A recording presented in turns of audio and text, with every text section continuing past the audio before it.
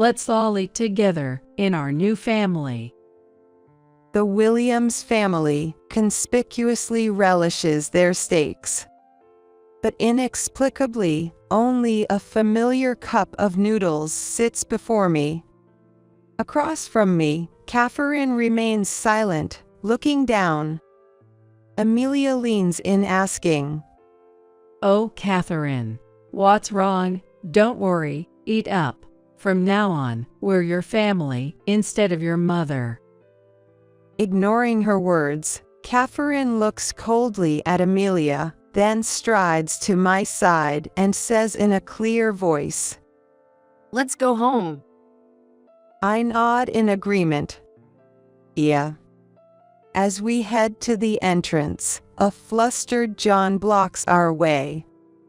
Catherine, what are you doing? Just thinking of going home, to avoid wasting any more time. What? Do you even realize what you're saying?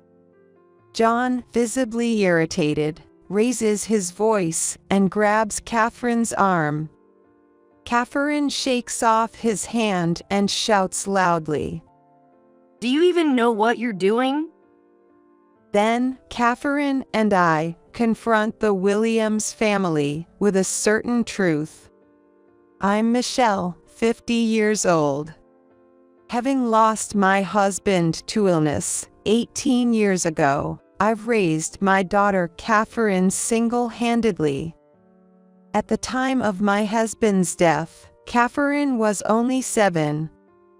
Wanting to spare her any hardship, because of being raised by a single parent, I aimed to provide financial stability at the very least. It was also to fulfill my husband's dream. Determined, I relied on my parents and after-school programs, working tirelessly. In doing so, I often left Catherine feeling lonely. Why doesn't Mom wait at home for me? Other moms welcome their kids home. Catherine said that on a summer day when she had entered the 2nd grade of elementary school, she was biting her lower lip and there were tears in her eyes. It felt like a punch to the head. Caught up in work every day, I nearly lost sight of what mattered most.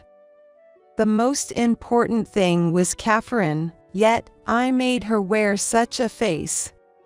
I'm sorry, Catherine. Gradually, I started to cut back on work where I could. Still, compared to families with both parents present, our time together seemed limited. Even when I came home early, there were times I had to work. I'm sorry, Catherine. After finishing overtime, I rushed through dinner and bath time, and hurried myself to put Catherine to bed. That's when I could finally catch a moment to breathe and see her peacefully sleeping face. It filled me with indescribable guilt. To think she can't fully enjoy her childhood. But without work, we can't live. If I fall, our home ends. Every day was a struggle. But it paid off, and by the time Catherine graduated middle school, my job had stabilized, and we started to have some financial breathing room. As a high schooler, Catherine became quite independent, often saying, "Mom, aren't you working too much?" showing concern for my health. Seeing her mature beyond her years made me feel both proud and a bit guilty. From then on, Catherine kept growing, advancing on her own, and I didn't have to worry much. Now, Catherine has turned 25. She's well adjusted to her job and living on her own. Kids grow up faster than parents think. At this rate, Catherine's wedding might be just around the corner. I find myself getting emotional, imagining her in a wedding dress. Still, I haven't heard any hints of her dating. I guess marriage talks are still off the table for a while. Just when I thought that, Catherine called me. It started as casual chit-chat, but then she paused and shyly brought it up. Actually, there's someone I'm thinking of marrying. I was so surprised I almost screamed. Catherine's unexpected romantic news was genuinely delightful. Tell me, what's he like? I wanted to bombard her with questions, but I restrained my curiosity. After a moment of silence, Catherine said, He's a senior at work. He's competent. He asked me out, and we've been dating for a while. That's wonderful. He must be a great guy. I might be biased, but Catherine is smart, kind, and well-raised. I've heard nothing but good things about her at work. Clients often request her specifically, saying she's thorough and reliable. I felt proud knowing how Catherine does her job earnestly. There's a lot I can learn from him at work. Is that so? Catherine's voice was lively as she spoke about him. I wonder what kind of person he is. Catherine's first boyfriend. I want to know more. But I didn't want to pressure her, so I waited for her to share more in her own time. After a while, she'll probably bring up more about their relationship. That's what I thought as I watched over her. Then, a few weeks after our first conversation, Catherine contacted me again. Sorry for the sudden call, but I want you to meet him sometime. The invitation came much sooner than I expected. I was surprised but thrilled. Wow, I'm so happy. Let me know when. I'll make time. I'm looking forward to it. Despite my excitement over the phone, Catherine seemed to have mixed feelings. When I asked what's wrong, she answered, Well, don't get your hopes up too much. I just hope you won't be disappointed. Her response was unexpected. What are you talking about? I'm not overprotective, and I don't have high standards. Most importantly, I trust your choice. Yay? Thank you. Talking on the phone always leaves me a bit frustrated because I can't see her face. What kind of face was she making then? I didn't know.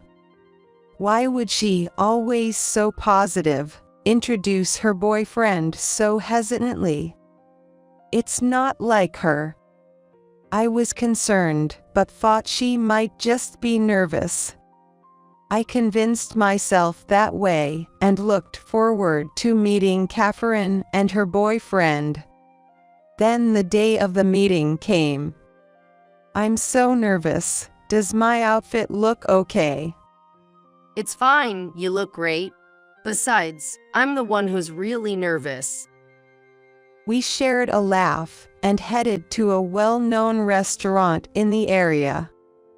It's a popular spot for business discussions. Originally, we planned to have a leisurely chat during the weekend. But it turned out he was busy on weekends, so we decided to meet after work. We arrived first, and soon Catherine's boyfriend appeared. Nice to meet you. I'm John. Nice to meet you. I'm Michelle. I'm glad we could meet. When I greeted him, John responded with a smile. His tall, slender figure looked sharp in a well-tailored suit. He had a modern hairstyle, fitting for a man of his age. His friendly approach was exactly that of a promising young salesman. Since Catherine chose him, I felt there was no need for me to intervene. However, having been forewarned about certain things, I was on guard about what kind of person would show up, which left me feeling unexpectedly relieved. He's quite charming. What was Catherine so worried about? Though our relationship is still new, I hope to marry Catherine one day, and meeting you today has been wonderful. I'm glad you reached out. It was reassuring to hear he was serious about their relationship. I was glad to hear that, especially as a mother. He's serious, reliable, and interesting to talk to. Despite being such a good person, I wondered what Catherine was worried about. He's indeed a great guy. While thinking this, we continued chatting. As the drinks flowed and the conversation became lively, the atmosphere began to shift subtly. John's face turned red, and he was in high spirits. You know, when I first heard about the single-parent thing, I was honestly a bit put off, but I'm glad you're her mom. Ah, really? I almost dropped my glass. Even though we were drinking, I didn't expect him to be so blunt at our first meeting. I believe my face must have stiffened. Hey, John. In a hurry, Catherine placed her hand on John's shoulder. John shrugged off her hand with a shake of his shoulder. It's fine. I'm giving a compliment here. Catherine, you're really detail-oriented, aren't you? It's not that she's simply being detail-oriented. I thought to myself.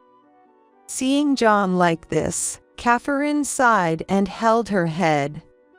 John often misspeaks. I'm sorry, Mom. Oh, no, it's okay. Saying it didn't bother me would be a lie. I've faced prejudice against being a single parent more times than I can count.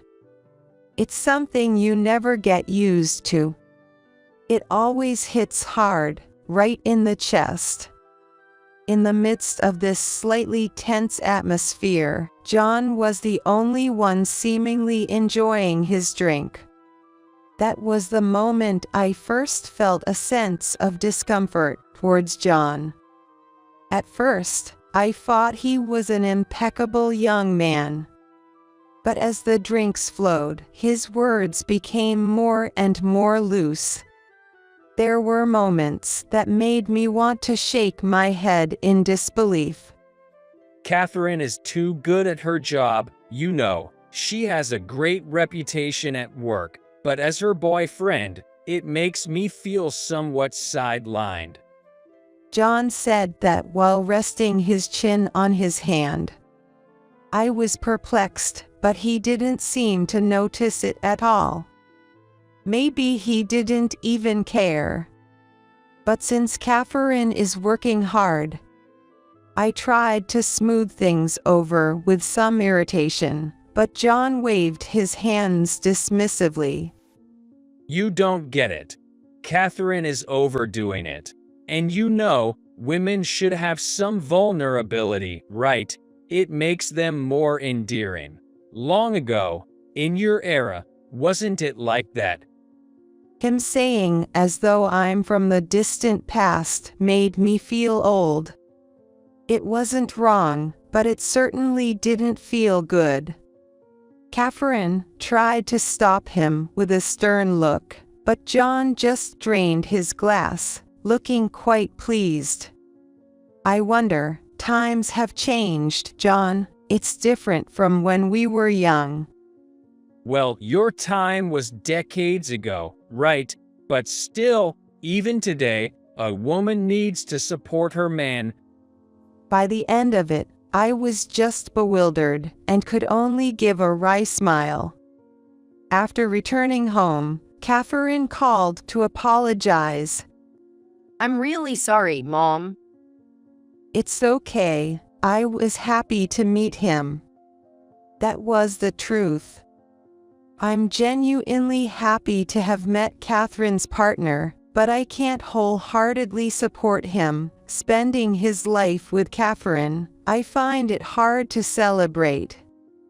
As if sensing my feelings, Catherine added, trying to make excuses for him. John's been having a tough time at work lately. He's usually more mellow.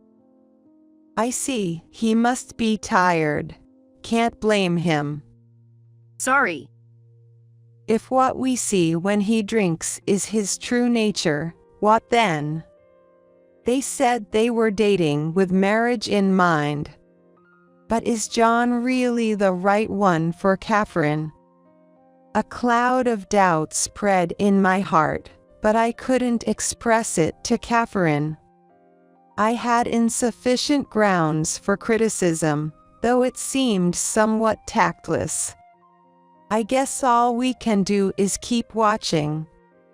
Muttering to myself, I sighed. Let's just see how things go for a while. Yet, just weeks after that meeting, Catherine dropped a bombshell. Actually, John proposed to me yesterday, and he wants me to visit his parents' home with you. What, you mean to get married?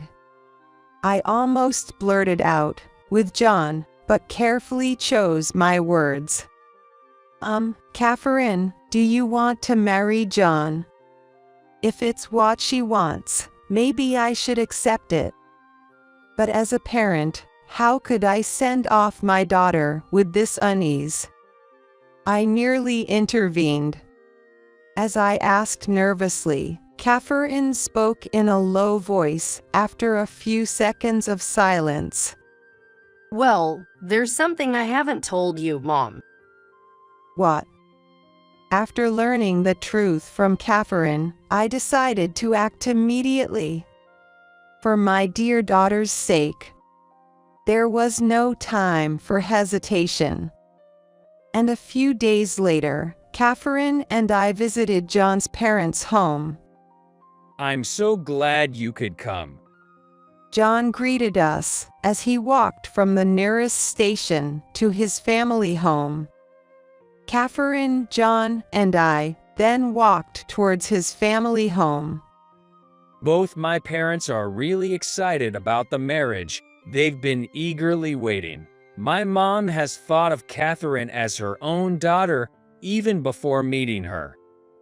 Despite Catherine saying that marriage is still on hold, John and his parents seem totally on board with the idea. I'm looking forward to meeting them. I braced myself for what was to come and managed a smile. After about a 10-minute walk, we arrived at John's family home. As he said, his parents greeted us with smiles. Well, look at that. What a lovely young lady you are. You must be Catherine. Pleased to meet you. Catherine responded calmly with a smile, but I was taken aback right from the start. Speaking so casually with Catherine in front of me, her mom, on our first meeting. Emilia noticed my stare and gave a forced smile. Hi, you must be Catherine's mother. Michelle, right? Oh, I'm sorry. Was I too presumptuous in front of you? No. As Catherine and I felt uncomfortable, her husband, Lucas, interjected. Well, she's going to be our daughter anyway, so it doesn't matter. Come on, Catherine, come inside. Yes. Excuse us? It seems Lucas works at the same company as John and Catherine. They work in different departments, so that day is their first face-to-face meeting. Both parents are so casual at our first meeting. What kind of people are they? While I was still shocked, John looked at me, puzzled. What's wrong? Come on in, Michelle. Our home is quite nice. You don't have to be shy around here. Was he thinking I was overwhelmed? I wasn't overwhelmed at all. I was just taken aback by his rather unique parents. I never expected them to be so casual with their future daughter-in-law upon the first meeting. Sure, we'll come in. Feeling something simmering inside, I entered the house. The home was as grand and beautiful as they proudly claimed.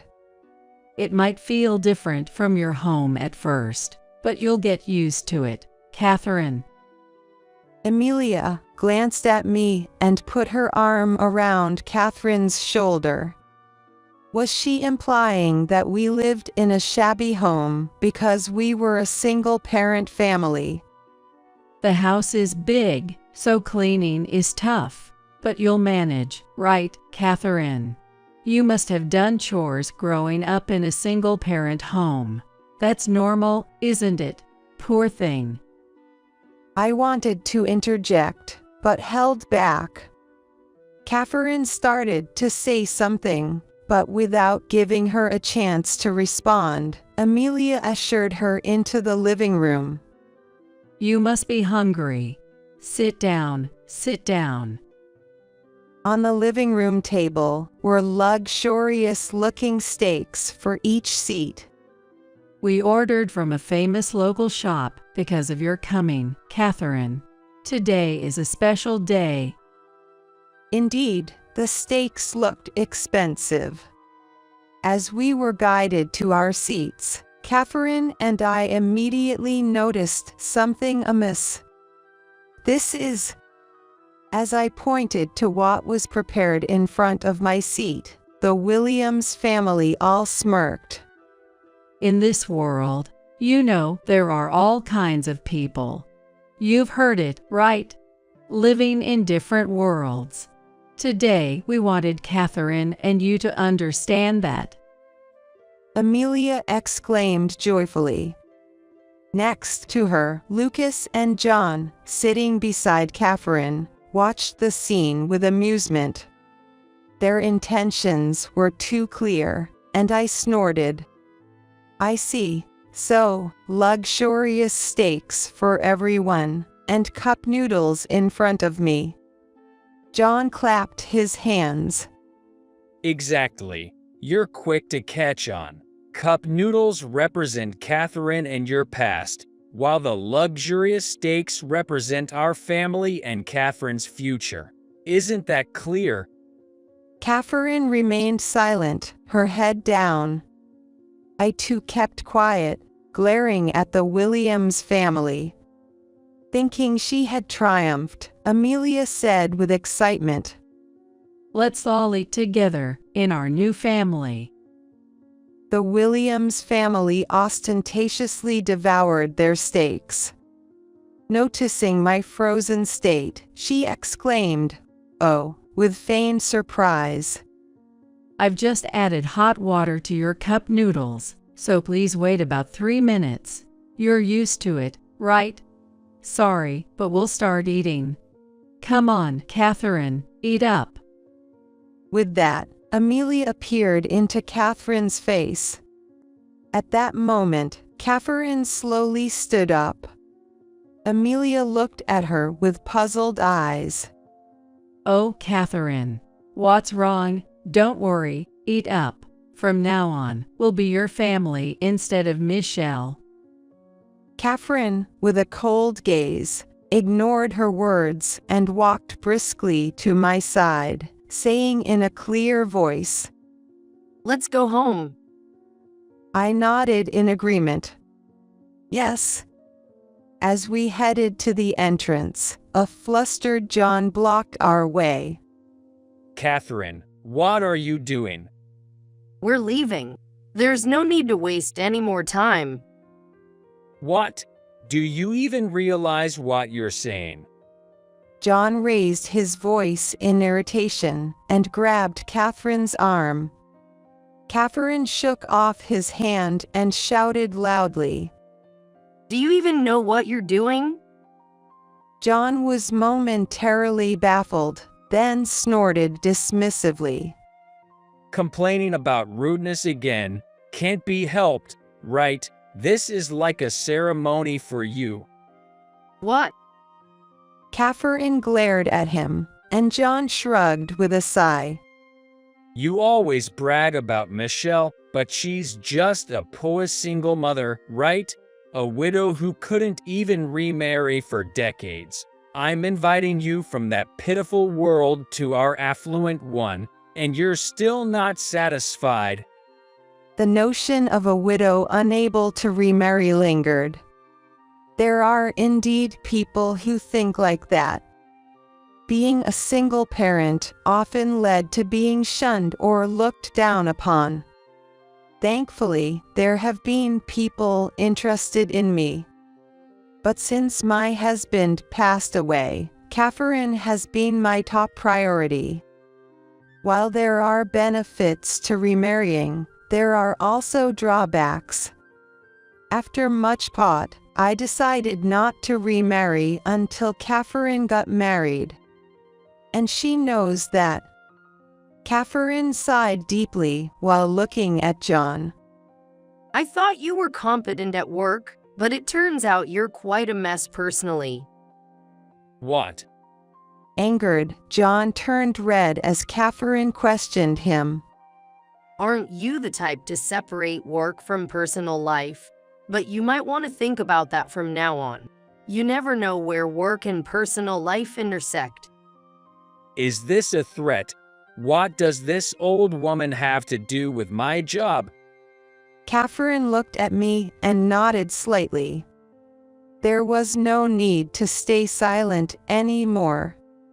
Turning to John, I cleared my throat and smiled sweetly. Well, we're meeting for the first time, but actually, your company and our company have a deep connection. What? My company? John's face, previously flushed, turned pale. What do you mean, company? Catherine is cautious, so she didn't tell you. Actually, your company is a subsidiary of our company. My company, as I call it, was founded by my late husband. He had an interest in the apparel industry and started the business based on plans he made since his student days. The company has been doing fairly well, but after my husband passed away, I took over. I don't have the same business sense as my husband. Initially, it was quite a struggle. But I desperately wanted to carry on what he left behind into the future. I thought if the company stabilized, we would be financially secure. Working while raising young Catherine was challenging, but with help from others, we gradually improved. Recently, the business has been booming. That's nonsense. Catherine never said anything like that. John nervously looked at her, who didn't even meet his eyes as she responded. I don't want any special treatment just because I'm my mom's daughter. Only the president, Noah, knows about this in our company. Noah, he knows. Catherine nodded and then gave me a meaningful look.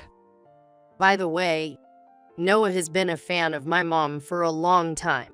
But because of me, he never made a move. Hey, don't say unnecessary things. Secretly, after my husband passed away, Noah had confessed his feelings to me several times. I turned him down, deciding not to think about it until Catherine was fully independent. I thought it might be awkward personally, but Noah continued to treat me normally, maintaining a good friendship. John's mouth moved rapidly, his eyes darting back and forth. What? Michelle is the president of our parent company, and Noah is a fan. What? What? There will be no marriage between you and Catherine, so please don't act too familiar with me. John looked utterly confused. But the conversation wasn't over yet. I was almost ready to leave because of the treatment we received, but there was something else I needed to ask him. That's the very reason I came here today. John, I heard you have a good reputation at work, but you've been taking advantage of that to do whatever you want, haven't you? What?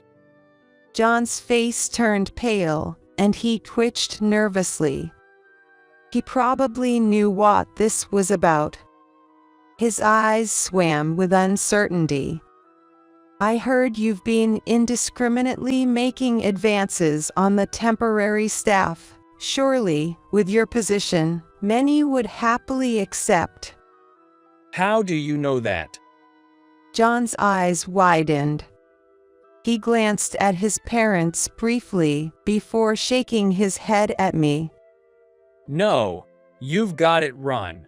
I did approach them, but it was to improve the office atmosphere.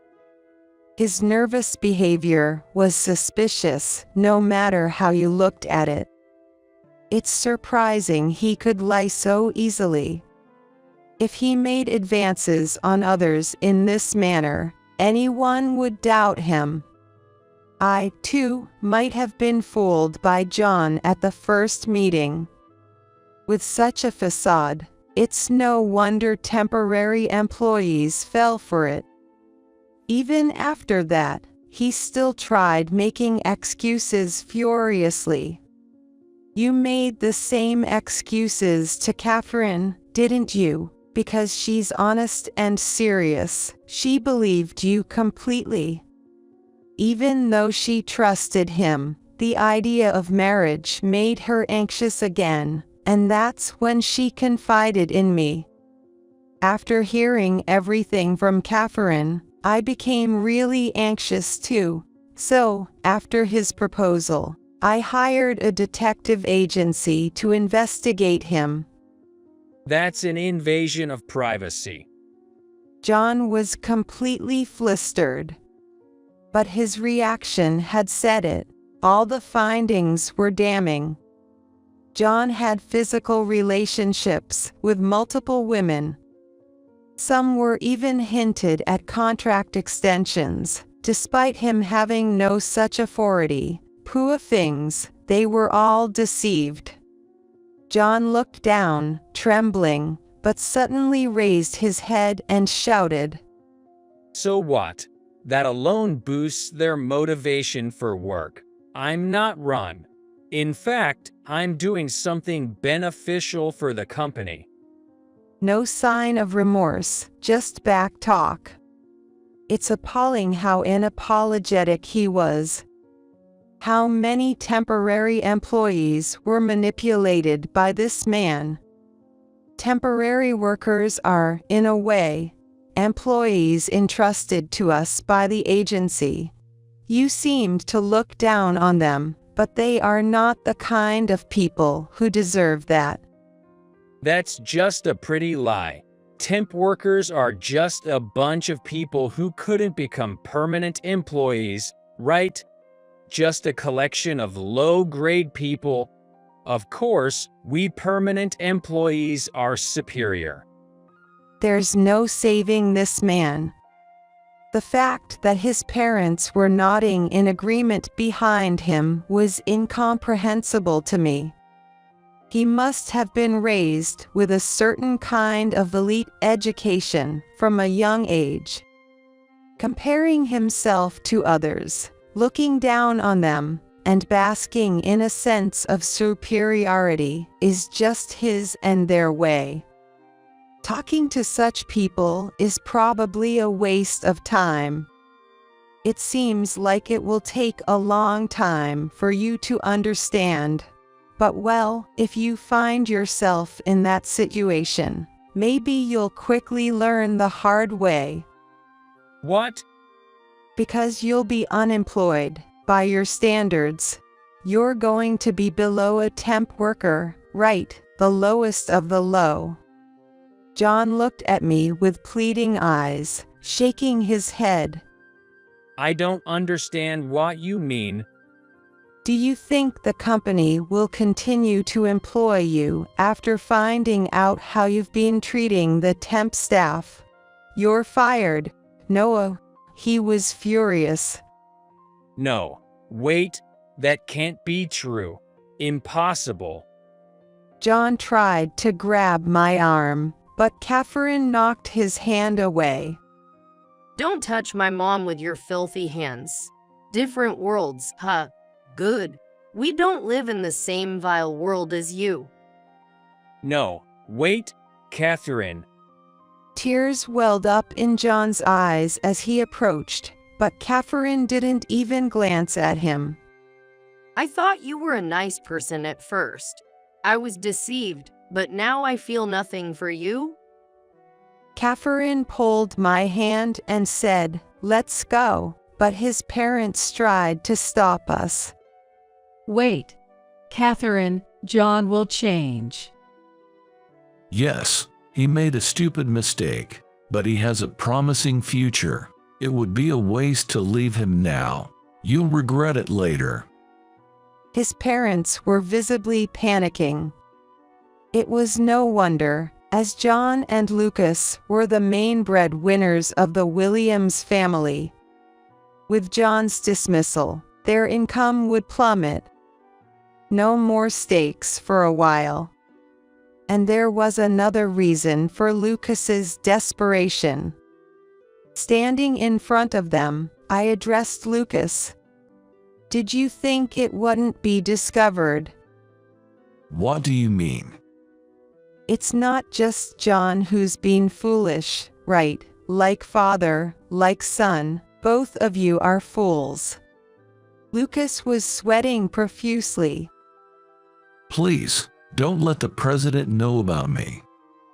Everything is already known. Good luck with job hunting, both of you. But in this industry, rumors spread fast, so finding a new job might be tough. The way they hung their heads seemed hereditary. John and Lucas both knelt down, utterly defeated. As I left the room and looked back, they were the spitting image of defeat. Later, John and Lucas were both fired. It wasn't just the temp worker issue. They were found to have committed various deceptions. Despite being high earners, suddenly becoming unemployed, the two of them saw their living standards plummet to rock bottom. They had to sell their house, and now, the family of three lives in a quite old apartment. Steaks are off the menu for a while. Notably, both John and Lucas were regarded as competent workers, so their dismissal caused quite a stir within the company. I have no interest in John and Lucas's future. My only concern was whether Catherine was shocked by these events. But it seems I needn't have worried. I need to gain more experience. I was deceived because I was inexperienced. She's been actively going out to eat with male colleagues and acquaintances introduced by friends. Despite being my daughter, she's incredibly positive and reliable. That's just like Catherine, I think. As for me, triggered by this incident, Catherine told me she wants me to let go of her.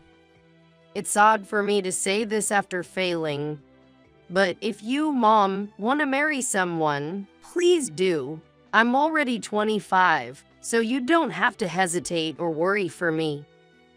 It seems Catherine is still bothered by John's comment about me being an unwed widow. I don't necessarily desire marriage, but the thought of having someone to share my life with is nice. Encouraged by Catherine, if he asks me out again, I might just accept without any excuses. After decades of acquaintance, I believe I could have a happy and peaceful life with him.